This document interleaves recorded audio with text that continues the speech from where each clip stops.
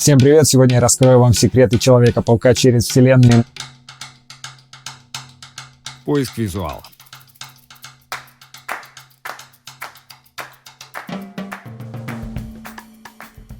Одним из наших главных желаний было создать такой анимационный фильм о Человеке-пауке, который еще никто никогда не видел. Для нас это была возможность вывести анимацию на новый уровень. Наши режиссеры и продюсеры создали такую рабочую среду, в которой мы могли попробовать то, о чем всегда мечтали. Мы потратили практически 2 года для того, чтобы разработать визуальный стиль мультфильма и особенности движений наших персонажей. Этот фильм — наше признание в любви к комиксам. Мне хотелось, чтобы вы могли нажать на паузу в любой момент, и кадр всегда выглядел как произведение искусства, нарисованное от руки. Мы обратились к комиксам в поисках вдохновения, и нам сразу приглянулись полутонирование, штриховка и контуровка. В комиксах каждый отдельный кадр выражает максимум сюжетной информации, и в них столько динамики и эффектности, что нам сразу захотелось привнести это в нашу анимацию. Мы вдохновлялись иллюстрациями Джека Кёрби, поэтому придумали, как использовать ставшие иконическими точки Кёрби на протяжении всего фильма. В итоге мы привнесли многие техники и визуальные эффекты из печатных комиксов. Нам не хотелось использовать мягкие переходы и все то, что не присутствует в таких комиксах. Поэтому при анимации мы отказались от размытия в движении и фокусного расстояния камеры. Раскадровки и комиксы похожи между собой, поэтому мы решили, а почему бы нам не прибегнуть к многокадровому повествованию? Или добавить звукоподражание при ударах? Ничего себе! Мы искали способы, как визуально выразить ощущение движения. Текст на экране должен был придавать выразительности и усиливать погружение в историю, иначе и добавлять его не стоило. Мы вставляли 3, 4, 5 кадров поверх основного кадра, что оказалось очень удобным, так как они помогали передавать сразу много информации в одном моменте, прямо как в комиксах. Это позволило нам изменить динамику сцен, добавить эффектности во время сражений или, наоборот, замедлить повествование. Возьмем, к примеру, эту сцену из мультфильма. Это одна из первых сцен, которые помогли нам найти финальный визуальный стиль. Здесь присутствует множество приемов, которые мы используем на протяжении всего фильма. К примеру, вот тут можно увидеть смещение цветов, которые порой бывают при печати комиксов. Но в нашем случае мы используем его вместо размытия при движении камеры. Тут можно увидеть, что в тень добавлена штриховка, а вот тут можно заметить наложение разных тонов друг на друга. Для того, чтобы создать ощущение глубины кадра, будто одни объекты ближе, чем другие, мы придумали другой прием на основе смещения цветов при печати. Кажется, что коллайдер за стеклом размыт с помощью эффекта, но на самом деле мы просто продублировали это изображение и сместили его немного в сторону. Точно так же и дальше. Мы используем все те же приемы, но в новом ключе. К примеру, здесь мы используем то же самое смещение цвета, но уже для создания блика от лампочек. А чтобы создать рефлекс на спине Кингпина, мы используем множество вспомогательных точек. Тут тоже можно увидеть тряску со смещением цветов на глазах Кингпина. Это тот же самый эффект из комиксов, только в данном случае мы используем его для придания большей выразительности, чтобы передать зрителям, что чувствует Кингпин. Мы видим, что он удивлен и при этом взбудоражен тем, что перед ним происходит. Но на самом деле мы добавили этот эффект только чтобы этот кадр выглядел круто. Только ради этого. 5 разных измерений. Это опасно. Прервите опыт. Вот еще пример кадра, где мы использовали смещение цветов, чтобы направить взгляд зрителей к Майлзу. Мы создали своеобразное смещение фокуса благодаря тому, что в левой части кадра больше цветового шума. Но при этом мы смогли избежать привычных эффектов размытия. Вот тут прекрасно видно всю штриховку и точки, что мы накладывали в мультфильме. На самом деле эти точки не нарисованы на поверхности объекта. На каждую отдельную поверхность их проецирует свой источник света, поэтому текстура везде слегка различается, потому что она зависит от угла, под которым расположен свет самого объекта и камеры. Как видите, не было такого способа, чтобы компьютер смог смоделировать это все самостоятельно. Да и сами 2D-художники не могли бы сделать это все без помощи 3D-художников.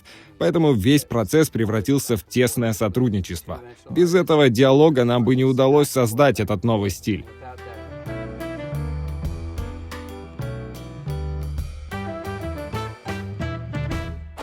Разработка. Все наши дерзкие эксперименты начинались с иллюстраций, которые к нам приходили из художественного отдела. Мы стремились к тому, чтобы найти новую стилистику. После того, как нам приносили изображения, мы старались понять, как превратить это в 3D, и затем отправляли им результаты нашего творчества. Вот такой взаимный процесс и позволил достичь необычного результата. Весь дополнительный свет, эффекты и прочая стилизация мы сделали в фотошопе. Чтобы создать нужный стиль, нам понадобилось сделать множество различных кистей.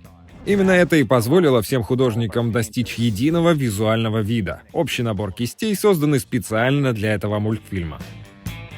Когда мы разрабатывали цветовую палитру всей картины, я постоянно задавался вопросом, что важнее всего для этой истории. К примеру, когда вы впервые оказались на нашем Манхэттене, первое, что бросается в глаза, это преобладающие оттенки синего и зеленого. Они темные и даже частично зловещие. Я хотел, чтобы Манхэттен отражал в себе это огромное давлеющее чувство ответственности, которое унаследовал Майлз Моралес после укуса. Эти цвета намекают аудитории, что ее ждет дальше. В своем родном районе Майлз чувствует себя комфортно, поэтому с помощью освещения и цветов мы старались создать теплую атмосферу. И как только он приходит в школу, сразу появляется цветовой контраст. Освещение становится более резким, цвета становятся холодными, хотя часть комфортных цветов мы все же сохраняем. А вот пример с домом тети Мэй. Я хотел, чтобы сцены в этой локации были более реалистичными, чтобы этот район выглядел как настоящий район, который можно встретить в жизни. Все это для того, чтобы позже, когда персонажи окажутся в нетипичных ситуациях и местах, где они сражаются с суперзлодеями и происходит что-то фантастическое, палитра бы тоже становилась неестественной, броской. Целая отдельная палитра для таких фантастических сцен. И именно там появляются все эти эффекты из комиксов, надписи в воздухе, облака диалогов и тому подобное. Они слышат мысли? Почему я так громко думаю? Что происходит? Вы, наверное, обратили внимание на весь тот беспорядок, который обитает в комнате Майлза. Тут более спокойные цвета, все это было сделано для того, чтобы вы почувствовали, что Майлз настоящий подросток. И почувствовали контраст с более фантастическими местами из мира супергероев, с которым он вынужден оказаться.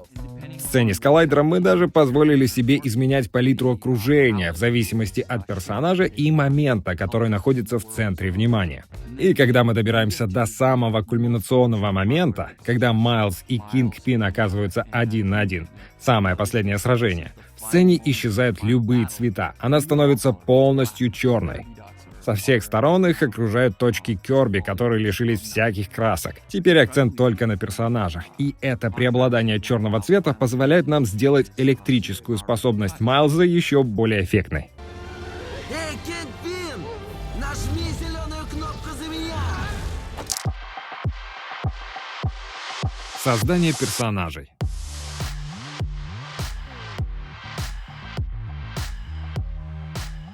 Нам хотелось, чтобы каждый персонаж был уникален и не похож на другого. Было много экспериментов и неудач. С Майлзом мы сошлись на идее, что у него будут длинные худые конечности, большие запястья и неуклюжие ступни. Что-то вроде молодой газели, чье тело еще не до конца сформировалось. И при этом он учится его контролировать. Хотелось, чтобы он был экспрессивным и похож на реального подростка. Но что еще круче было, это создавать злодеев, с которыми ему предстоит столкнуться. Первый злодей, с которым он сталкивается, это зеленый гоблин, почти 7 метров в высоту. С помощью этого контраста мне хотелось показать, что для 13-летнего мальчишки новый мир — это нечто непосильное и немыслимое, чтобы сразу в него вписаться. Только представьте, 7-метровый гоблин, который занимает весь кадр против крошечного Человека-паука. На первых вариантах дизайна Гвен была слишком идеальной. Но нам хотелось сделать ее более обыденной, добавить зазор между зубов, менее идеальный нос, чтобы она стала похожей на обычного человека с улицы, как Майлз, Питер или любой другой наш персонаж. Внешний вид Гвен Стейси был вдохновлен комиксами Джейсона Латура, Робби Родригеса и Хейли Стайнфилд. Внешний вид, к которому мы в итоге пришли, должен передавать, насколько она уверенная личность. Мы хотели, чтобы она была самой способной из всех Людей-пауков. Каждому персонажу мы придумывали свои особые движения. примеру, на этом рисунке художник Ши Юн Ким изобразил в ее лице свою одноклассницу, которая частенько использовала ноги самым неожиданным образом. Эта идея стала толчком к Гвен Стейси, которая двигается как балерина. А вот дизайн Скорпиона для всех нас стал сюрпризом. Все началось с идеи злодея, у которого на спине механический хвост, а потом идеи стали сыпаться как домино. Кто-то из наших решил пойти во все тяжкие и придумал, что ноги Скорпиона раскладываются на 4 лапы, и мы все просто ахнули. Это дало толчок к тому, как он будет стоять, двигаться и сражаться. Человек-паук Нуар был основан на одноименном персонаже из комиксов. В 30-х годах большинство комиксов были детективными. Мне пришлось копнуть в прошлое и изучить, как боксировали в конце 19 века, как они тогда двигали руками, вот так или так, а потом добавить в сцены с ним побольше нуарности. О, взгляни-ка. Офицер Джефферсон Дэвис — один из моих любимых персонажей в мультфильме. Это идеальный пример дизайна персонажа, который мы старались воссоздать во всех остальных. То есть он такой человек, которого вы действительно могли встретить на улице. У него настолько выразительное лицо, что когда я смотрю сцены с ним, я воспринимаю его как живого актера. Его образ был частично вдохновлен актером, который его озвучивал, но также и отцом нашего режиссера Питера Рэмзи, который, на удивление, очень похож на этого персонажа. У нас не было изначально такой цели, но когда мы заметили эту параллель, мы решили, почему бы и нет. Чтобы создать Пенни Паркера, мы решили обратиться к тому, что вдохновляло создателей комиксов про Пенни в Спидиара. Поэтому она сражается как персонаж из рисованных аниме. С самого начала разработки этого мультфильма основным двигателем сюжета была семейная драма, которая вертится вокруг отношений Майлза, его отца и дяди. Поэтому дядя Аарон, он же Бродяга, был одним из ключевых персонажей. Он всегда мне казался таким многослойным и интересным персонажем. И всегда было интересно, как бы выглядел костюм у такого злодея. Мы знаем крутой костюм Железного Человека, но он миллиардер, и нам хотелось сделать нечто похожее, но для обычного работяги. Мы нашли ответ, когда придумали его сиреневый плащ, и затем мы придумали, что он будет развиваться не как плащ из настоящей ткани, а как нарисованный. Как делишки? Бомбические. С дизайном Кингпина мы дали себе полную свободу. Все старались сделать его настолько необычным, насколько возможно. По сути, Кингпин — это большая геометрическая фигура. Мы сделали его таким, чтобы каждая часть его тела, каждое движение было ровным, чтобы своим размером он заполнял весь кадр. Это сделало работу над ним очень увлекательным. Порой он был настолько массивным, что казалось, будто его голова парит в воздухе. И это как раз в духе комиксов. Простите, как вас зовут? Доктор Оливия Октавиус. У нас долгое время доктор Октавиус был мужчиной, но потом нам захотелось, чтобы это была женщина. То есть мы брали знакомые всем элементы истории и переворачивали их с ног на голову. Задумка, что все происходит в альтернативной вселенной, позволяла нам делать все, что мы захотим. Это позволяло нам удивить зрителя. Он не ожидал, что эта ученая вдруг окажется тем самым злодеем. И, на мой взгляд, это помогло создать более оригинального персонажа, под стать вселенной Майлза. Идея сделать щупальцы Дока Ока пневматическими принадлежит нашему художнику-постановщику Джастину Томпсону. Когда мы начали дизайнить ее, мы решили изучить, как ведут себя ученые, которые занимаются квантовой механикой в НАСА, и стали смотреть документальные фильмы этой тематики. Нашим художникам Ши Юн Ким и Джошу Бевериджу очень понравилось, как забавно эти ученые одеваются и двигаются, и они решили добавить это нашей героине.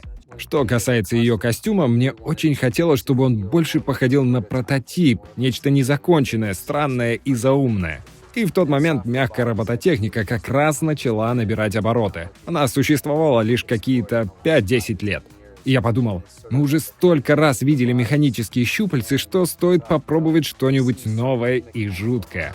Мне предстояло создать сцену боя с Доком Оком, но я понятия не имела, как будут двигаться все эти щупальца. Поэтому я стала изучать фильм с Альфредом Молино и комиксы, в которых был этот персонаж. И стала думать, как взять все это и создать абсолютно нового и самобытного персонажа.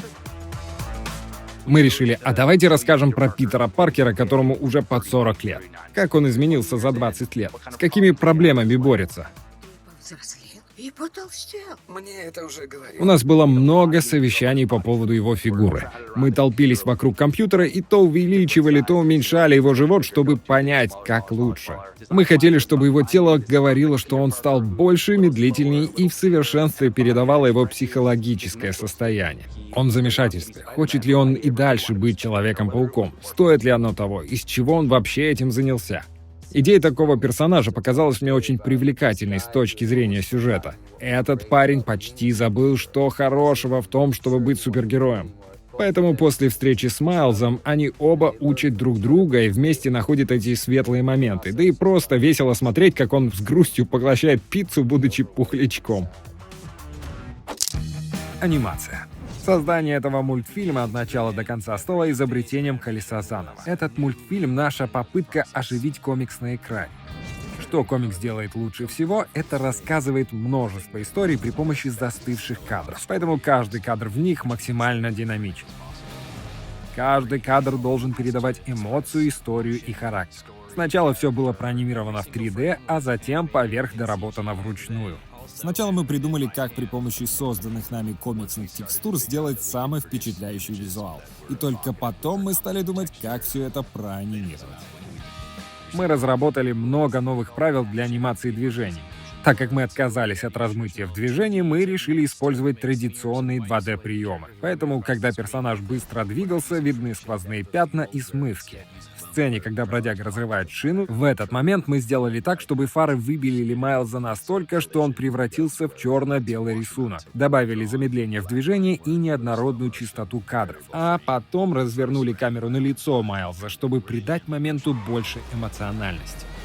В этой сцене все здания нарушают реальные пропорции зданий в Нью-Йорке. Они очень длинные. Некоторые из них 8-10 раз выше, чем настоящие здания в этом районе. К тому же они непропорционально размещены в пространстве. Все для того, чтобы финальные кадры выглядели круто.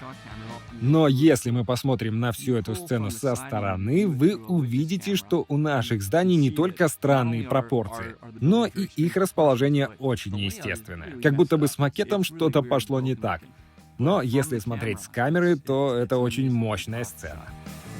Мы провели много анимационных тестов и уже на ранних этапах поняли, что лучше всего передается дух комиксов, если анимировать персонажа на двойках. То есть вместо того, чтобы двигать персонажа на каждом кадре, мы двигали его только через 2 или 3 кадра. Всего в секунде 24 кадра. Но вместо 24 мы анимируем 12, и мозг сам заполняет пробелы.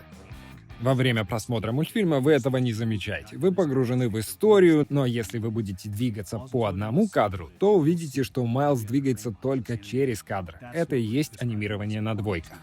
Оно помогло создать такую рваную анимацию в духе поп-арта, к которым мы стремились. Поэтому нам приходилось придумывать все возможные технические приемы, чтобы анимация персонажа на двойках и камера на единицах выгодно сочетались между собой. К примеру, в этой сцене видно, что Майлз не всегда поспевает за движением камеры. Камера несется на единицах через весь лес, в то время как Питер и Майлз анимируются на двойках и не всегда совпадают с ней. Но также идет рассинхрон между Питером и Майлзом, чтобы вы почувствовали, что между ними присутствует недопонимание, чтобы лучше передать момент, когда у Майлза наконец получается быть Человеком-пауком. Майлз учится пользоваться паутиной, и постепенно он входит в ритм с Питером, и даже частота кадров их анимации становится одинаковой, хотя сначала у обоих она разная. И под конец они смотрят друг другу в глаза, и мы понимаем, что они сдружились. В этом кадре, который на ранних этапах был тестовым, мы пытались понять, насколько мало деталей мы можем себе позволить на фоне. Если вы приглядитесь, то заметите, что на самом деле за машинами двигаются просто цветные пятна. Их достаточно, чтобы передать жизнь целого города. И для всей нашей команды это стало настоящим прозрением, потому что теперь не нужно было анимировать тысячи машин и заморачиваться с освещением. Мы взяли эту идею и применили ее везде, где можно, включая интерьеры домов. Я считаю, это отличный прием для работы с деталями, чего в 3D не делалось раньше. Команде аниматоров не пришлось анимировать сотни автомобилей, персонажей на фоне и заполнять здания людьми, и потом при необходимости редактировать их. Цветовых пятен было достаточно. Подобно этому мы на протяжении всего процесса создания мультфильма искали способы сделать работу аниматоров проще. К примеру, если в сцене персонаж держит фонарик, но его не видно, то мы его и не анимировали. А тут обратите внимание на окна автобуса на фоне. На самом деле это разделенная на слои иллюстрация, там нет ни одной 3D-марионетки. Тут же появляются поп-арт-кадры, которые отрисованы вручную и выглядят так, будто взяты из комикса. Для нас хороший вкус был важнее реалистичности. На ранних этапах мы обнаружили, что контуровка не только хороша для нашей стилизации, но также и очень полезный инструмент, чтобы легко и четко передать эмоции персонажей. Аниматорам нужно было создавать черты лица и анимировать их поверх фигур. Команда по спецэффектам разработала специальную программу, чтобы отслеживать эти линии и создать библиотеку заготовок. Возьмем, к примеру, эту сцену, где Майлз морщится. Обычно для этого приходится создавать морщины на 3D-фигуре, но это куда сложнее, чем нарисовать их поверх. Простая линия делает это куда более выразительнее и куда яснее. Эта технология была создана, чтобы дать художникам больше свободы рисовать от руки. Отсюда и это ощущение в результате, будто мультфильм был нарисован. Эта сцена была вручную отрисована художниками по спецэффектам. Все эти линии и различные штрихи были размещены в 3D-пространстве и привязаны каждая к своей фигуре со своим освещением и своим движением, что позволяет им выглядеть как 2D-объекты, но при этом движутся они в 3D-пространстве. И именно этого я просил придерживаться на протяжении всего мультфильма. Команда по освещению и компоновке создала дополнительные инструменты, чтобы линии могли лучше передавать края и углы объектов. Нам хотелось, чтобы мир Майлза выглядел так, будто он напечатан чернилами на бумаге. Поэтому мягкие переходы были недопустимы даже в движениях персонажей. Мы старались уйти от идеальных движений, которые создает компьютер. Вместо этого мы стали использовать приемы изрисованной анимации, такие как искаженный край движущегося объекта, линии движения, как в комиксах, и дополнительные конечности. И порой упрощенные формы, которые создавали ощущение размытия между ключевыми кадрами. Чтобы больше соответствовать выбранной стилистике, мы добавили в персонажей больше угловатости. Так в силуэте Майлза много прямых линий. Блики в его глазах по большей части проанимированы вручную, чтобы они выглядели как капли краски. Анимация на двойках открыла нам много возможностей, но и создала немало трудностей. Нам часто приходилось адаптировать игру персонажей под движение камеры. Чтобы итог соответствовал задуманной стилистике, нам нужно было анимировать так отчетливо, чтобы можно было создать параллельную версию нашей сцены для работы отдела по анимации волос и тканей. Для этого мы разработали новый процесс изготовления, а также инструменты, позволяющие аниматорам и команде по тканям отсматривать анимацию в процессе работы и проще комбинировать анимацию персонажей на двойках с анимацией камеры на единицах. Что ж, нам пора заканчивать. Если это видео вдохновило вас, подарило пищу для размышлений, порадовало вас, я буду рад вас видеть среди подписчиков на этом канале. Вы всегда можете оставить комментарий под этим видео и сказать: я хочу узнать больше про этот фильм или мультфильм от его создателей, и я попробую что-нибудь накопать для вас специально. Ну и, конечно же, вы всегда можете оставить донат, чтобы поблагодарить меня за те недели, которые я потратил на создание этого видео. Ссылку вы найдете в описании. И всем peace и carrot. Это был Саша Зиненко. Увидимся на обратной стороне кино.